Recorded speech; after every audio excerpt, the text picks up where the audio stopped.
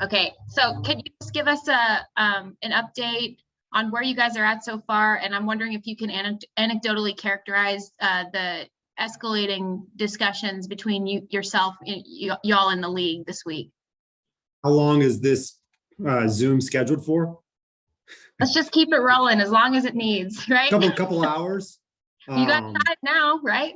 Yeah, first and foremost, we continue to test our players to figure out how many are positive. As you saw, we added some names to the list today.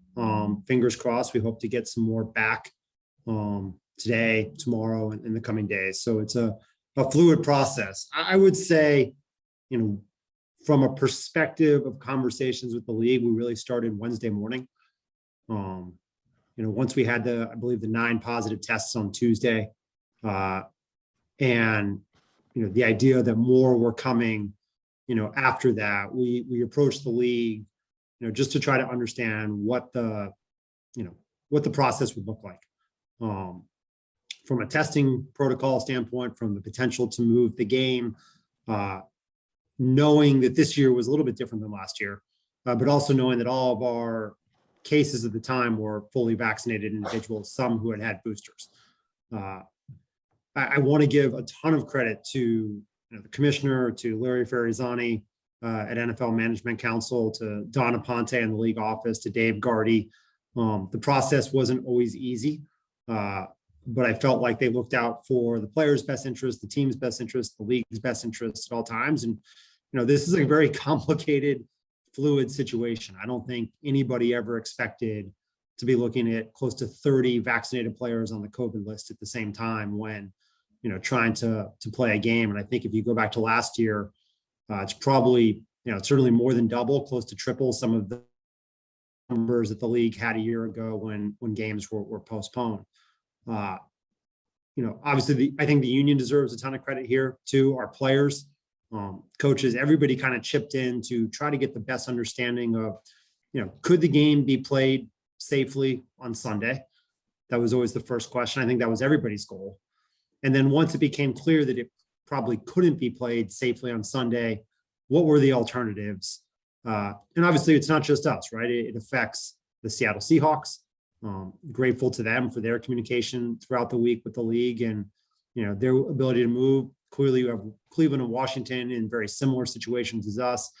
So then you had Philadelphia and Las Vegas in the same discussions. And then, you have a whole host of teams that play next week. Every schedule change has a domino effect on, all 32 teams at some point.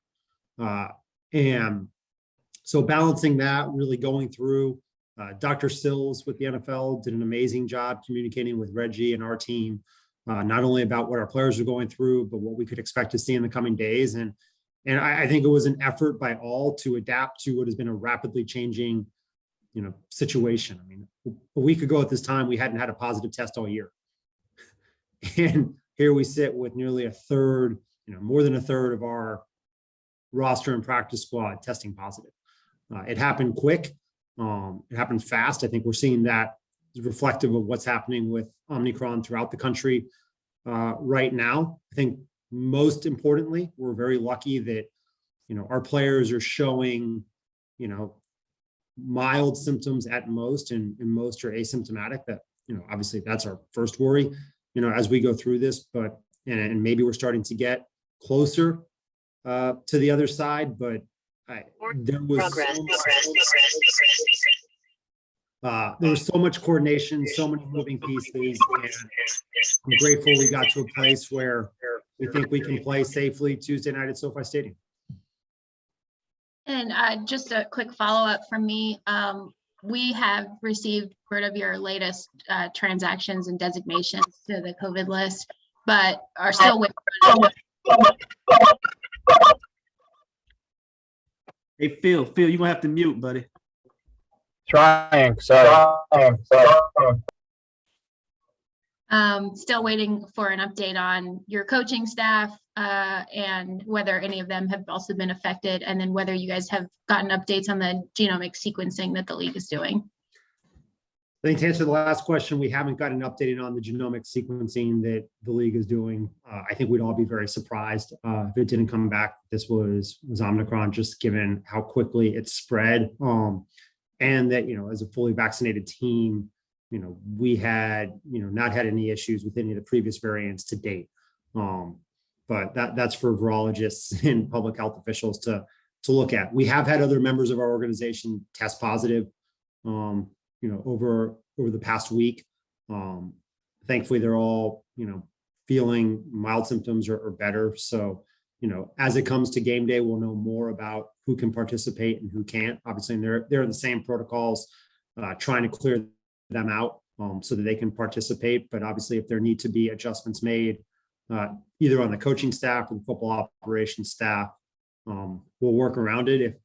If Les can do the draft from his garage on draft day with COVID, then we can figure out some of these other challenges. Kevin. Hi, Kevin. When we talk about playing the game safely or more safely on Tuesday, are we talking about less of a chance of transmitting the virus among players, or what? And I guess I'm wondering how much of a difference, or why is it thought that 48 hours or more, 40, 50 hours would make a significant difference in that regard?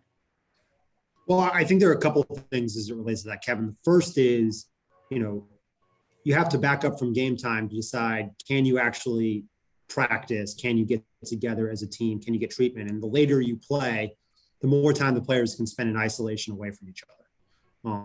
So that's first and foremost, I think, from our perspective, is not having to be faced with the choice of, do you practice? Do you try to do a walkthrough, outside, or do you keep the players away and just show up on Sunday and play? And so obviously, the farther we get away from, the players have not been together since they landed back in Los Angeles after the game Monday night. So, the longer you can delay them coming back into contact with one another, the lesser chance you have of spread. And while our numbers are, still have players testing positive today, it appears it's less than each of the past few days. And so hopefully, fingers crossed, that trend continues to go in the right direction. Second, you have players, hopefully, those who are on the field participating. I think you'll be more than a week out probably from their exposure to people. So you'd be pretty safe from a testing perspective, hopefully that they are negative. So they're not spreading it to other players. And I think, at least one of the good fingers crossed things about what we've seen in the NFL over the last 2 years are, I don't believe there have been any cases of on-field transmission or spread. We haven't seen that, thankfully, even from, I don't believe from our game against Arizona, either from the others. And as we know now, we have plenty of players who are positive at the time of that game. Second, it gets into, the health and safety of having enough bodies to be able to play. Certainly, you need at least 22 players who can play, but then you need special teams. And the more reps that, the further you deplete the roster, the more reps everybody has to take, the greater chance there is of injury in the game, especially when they haven't had any practice time. And then I think the third point you get to is, we'll be counting on, just as we did Monday night, guys who may not have played much this year, getting their first taste of action, or, who haven't had a chance to play a lot of snaps, and getting them more time potentially to practice and work with one another, hopefully will increase their opportunity to be successful and reduce the chance of injury, that they may face. So I think it's really threefold. It's keeping players away, giving players more time to recover. And then most importantly, I think for the new guys who are healthy, giving them the chance to properly train, prepare, for an NFL game.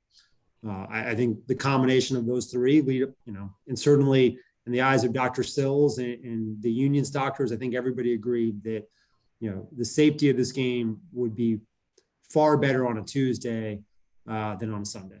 Yeah. And then just one more from me. I was widely assumed the NFL was against postponing or let alone canceling games, and that that this wouldn't happen. In your 2 or 3 days of talking with them, was there a point where the tone changed, the possibility changed, and what was it that changed it? Sheer numbers, or? I think, I can't speak for the NFL and, in their minds and what changed. I think they were always looking for, I think everybody's goal is if you can play this game safely on Sunday, play it on Sunday. Has the least impact to the schedule, to the fans, to the teams, to everybody. I think you try to push that as far as you can. I think what changed, and really for the first time all year, you have, I believe, 150 players in the league who have tested positive, for COVID this week. I think is, the commissioner said in his notes, everybody, this week, like Omicron and, this rapid infections of people, especially those of vaccinated people, have to change your thinking about where the world's at. And, I think that's not only true of the NFL, but everywhere. We have to be adaptive to changes. I think we all hoped at this point, 18, 20 months in, that we were past, games being canceled, delayed, postponed, these kind of infections. It's clear, that that's just not the case. So, we have to get back to the mindset that everything has to be on the table to change, that the health and safety of our players, our coaches, our staff, our fans, the game operations people, the people on this Zoom we're all the first priority. And I think, if anything over the week, I was truly impressed by, both the league and the union's commitment to making sure everybody was protected. That doesn't mean immediately everybody embraced the idea that this was the only option. But I think as it became clear that, this was the best option for each of the 3 teams in the NFL, I was truly grateful at the teamwork to make it happen. Thanks, Kevin. Lindsay? Kevin, are you able to say how many non-players in the organization have tested positive? If you don't have an exact number, an approximate number? I wouldn't give an exact number approximate. It's, a handful. Certainly it is not at the levels you've seen with players, but there are certainly a number of people who have tested positive. Got it. Thank you. Stu? Kevin, do you anticipate enough guys coming back in time for the team to potentially hold a practice or 2 this weekend, or is the focus going to be more on trying to keep guys isolated and try to mitigate spread as much as possible this weekend? I think the first goal, Stu, is what you said, to isolate guys and to keep the spread and to keep the guys healthy, and the ones who haven't tested positive to make sure that they stay positive. So, you get me instead of Sean today because he's now game planning, knowing what time, the game's at. I think they'll continue to do that. We'll treat this like a short week, like we would probably a Thursday night with, maybe some walkthroughs, later in the week, maybe a practice if we can hold it. But, we won't do that unless Reggie and Dr. Sills and all the NFL experts believe it's safe for us to practice. Thankfully, we can be outside. We have looked at, reactivating. Obviously, the NFL is now in, last year's protocols through this weekend.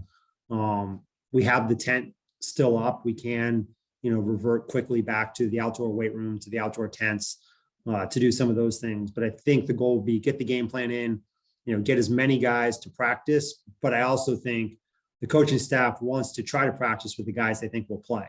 And so, if there's a chance to do that, be that Sunday, tomorrow, Sunday, my hunches, we'll go that route. I think to your other question, anticipating guys getting back, we are looking at all the data of every test that our players have taken this week to try to understand, CT levels. At 35, we now have the magic number from the NFL, and how quickly guys are testing out. We're fortunate to have a few who are, ready to come back today or tomorrow, and we're studying their trajectory over the past week to see what we could expect for other players, right? Looking at their numbers of where they're testing, how quickly they can get back.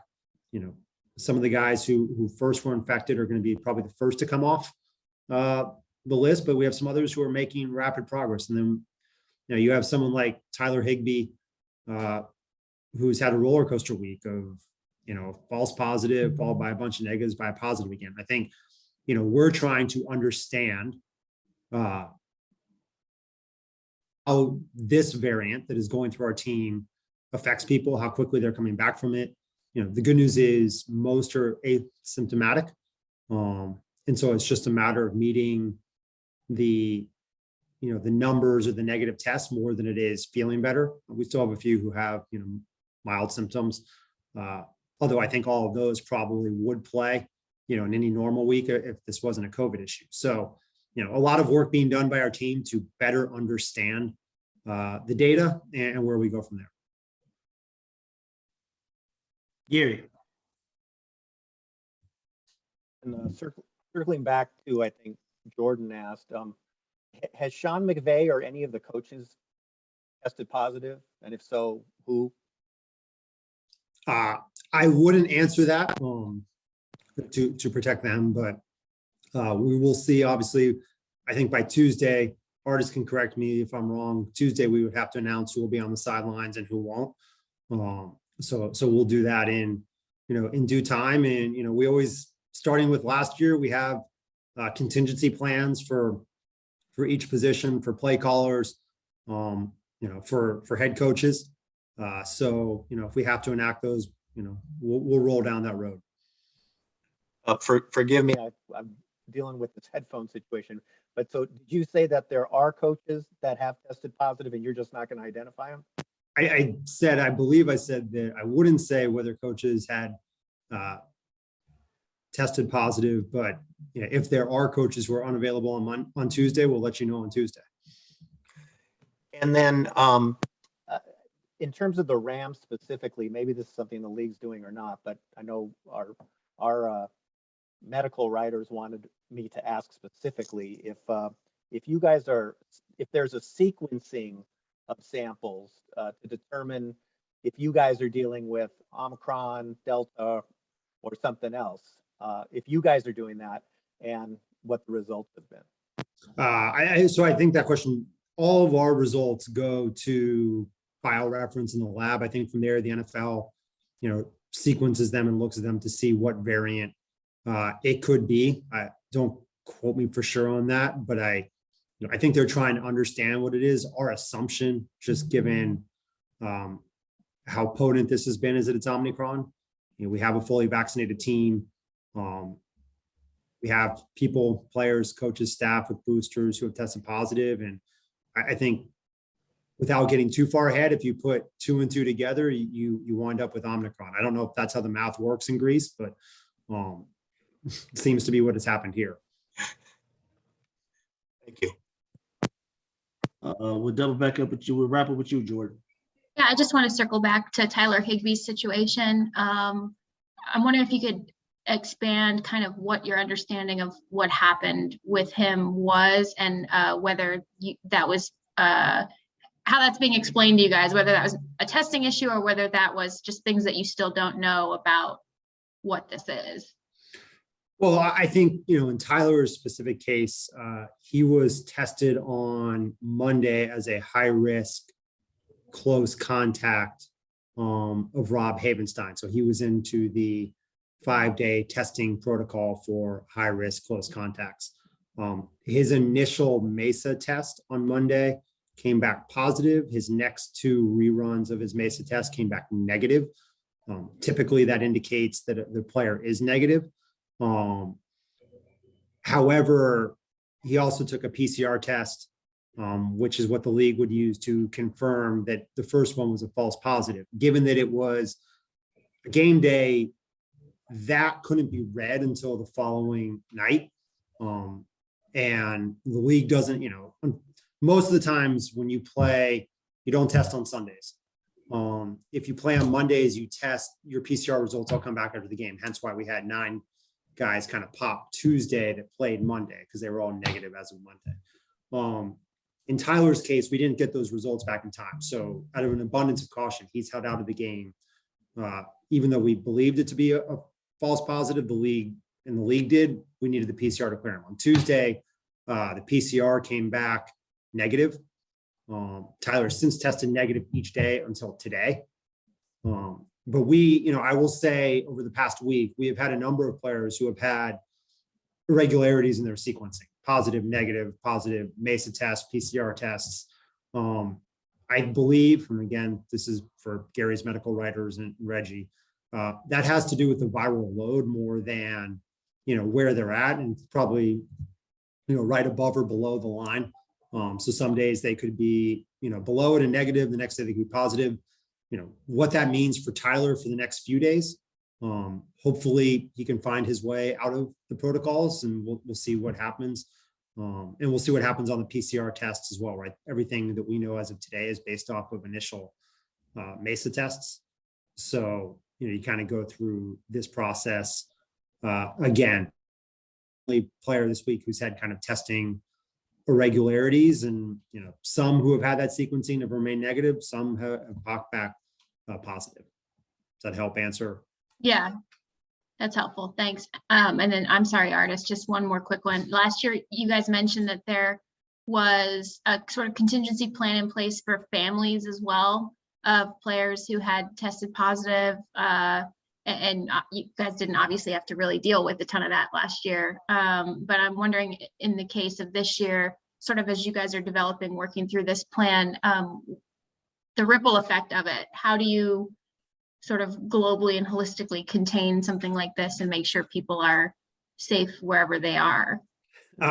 That's for questions for people far smarter than myself. I think the past week has shown, and I saw today, the UK has more cases than ever. New York has more cases than ever. So I don't know right now that, we have the ability to holistically wrap our arms around, whatever this variant is, and stop it.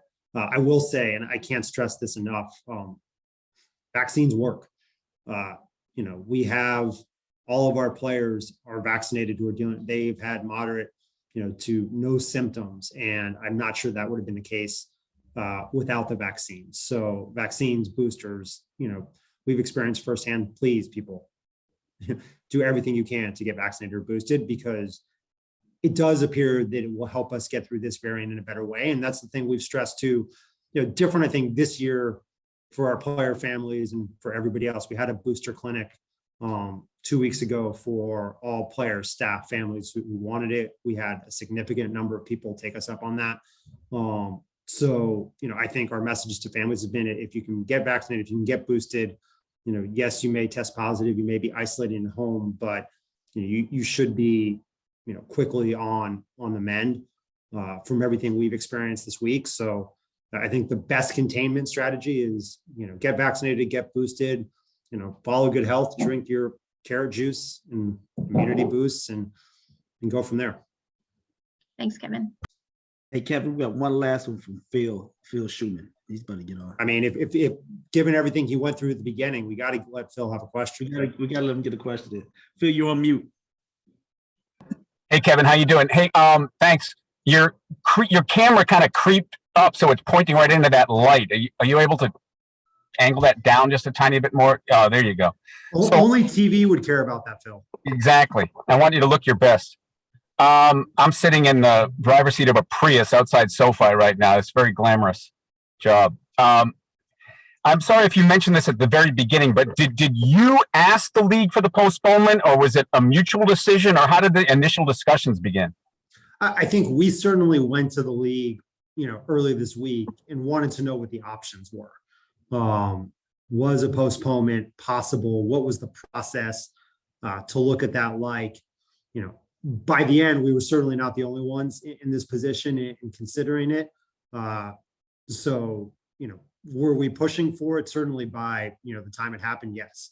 I think is your sense that the league's priority is to get the season finished, or is it player safety, or is it a combination of both? Well, I think the league's priority is always player safety, followed by getting the season completed, in the best fashion you can. I think one of the hard parts, for everybody, all three of these games that are postponed or involve teams that are, in the playoff hunt, right? And even more so, you have a 17-game season. You have 28 teams right now who are alive for playoff spots.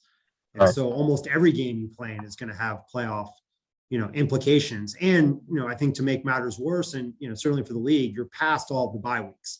So you're in a 4-week sprint to go finish all these games and get to the playoffs. right at the time that, the most virulent variant we've had hit the country comes. So not talking about the severity, but clearly the spread seems to be quicker than any to date. And I think if you look at the data from South Africa and Europe and other places, that's true. So I think first and foremost, the league's priority has always been player health and safety. And I think Commissioner Goodell, Larry, Don, Dr. Sills, the union, everybody was on the same page there. But, when you talk about rescheduling the game, you're talking about a lot of complex factors. Us, the Seahawks, what does that mean then if they reschedule our game? Do they have to reschedule Cleveland and Las Vegas? Do they have to reschedule Washington and Philadelphia? And, what does that do for all the other games? What does that do for the networks? What does that do for next week's games when you have Saturday night, Christmas games and teams traveling on Christmas? There are so many moving pieces. And I think that's where, the league's goal to try to play all the games, comes from the right place.